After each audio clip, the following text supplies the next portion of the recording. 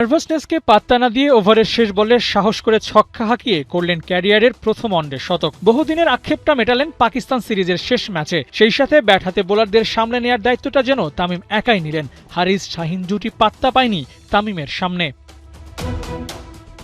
আগ্রাসী ব্যাটিং দিয়ে ইনিংস শুরু করেছেন তামিম। প্রথম ৬ বল থেকে ১-৪ এক ছক্কা হাঁকিয়ে তুলেছিলেন ১০ রান। এরপর করেছেন 50, সেখানেও স্ট্রাইক রেট নামেনি ১০০-র নিচে। স্পোর্টিং উইকেটের কেমন ফায়দা নিতে হয় সেটাই দেখালেন তামিম। ইনিংসের পুরো সময়টাতেই চলেছে পাক বোলারদের বিপক্ষে ওর ডমিনেটিং ব্যাটিং। তামিমের এমন ব্যাটিং নতুন নয়, তবে নতুন কিছু এই সিরিজ থেকে ওকে করতেই হতো। ওয়ানডেতে এর আগে সর্বোচ্চ রান ছিল ৮৪, ছিল ১ শতকের আক্ষেপও। সেই মাইলস্টোনকে সামনে রেখেই ব্যাট চালিয়েছেন। ৭ ছক্কা আর হাফ ডজন চারের মারে ১০০ ছোঁয়ার কীর্তি গড়েন তানজিদ হাসান তামিম। পাকিস্তান সিরিজটা তামিমের জন্য স্পেশাল হয়ে রইল। যদিও ১০০ ছোঁয়ার পর ইনিংসটা লম্বা হয়নি, সেই আক্ষেপটা ওর থাকতেই পারে। তামিমের মতো কামব্যাক করেছে বাংলাদেশের ব্যাটিং লাইন আপও। গেল ম্যাচের ১১৪ রানে অল আউট হওয়া বাংলাদেশের ওপেনিং জুটি পার করেছে ১০০। গেল ম্যাচে শূন্যে ফেরা শান্ত রানে ফিরলেও সাইফের মতো তারও বড় ইনিংস খেলা হয়নি। তবে কমবক্স থেকে তামিম ঠিকই প্রশংসা কুড়িয়ে নিয়েছেন।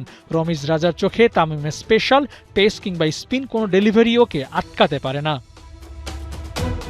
প্রশংসা তো করা যায় ওর ধারাবাহিকতা নিয়েও। বিপিএল এর ফাইনাল থেকে ইন্টারন্যাশনাল সিরিজ তামিমের ব্যাট ধরে রেখেছে শতকের ধারাবাহিকতা। তামিমের এই কনসিস্টেন্সি ওকে বিশ্বমঞ্চেও যোগাবে অনুপ্রেরণা, সেই সাথে বাড়বে ভক্তদের প্রত্যাশা।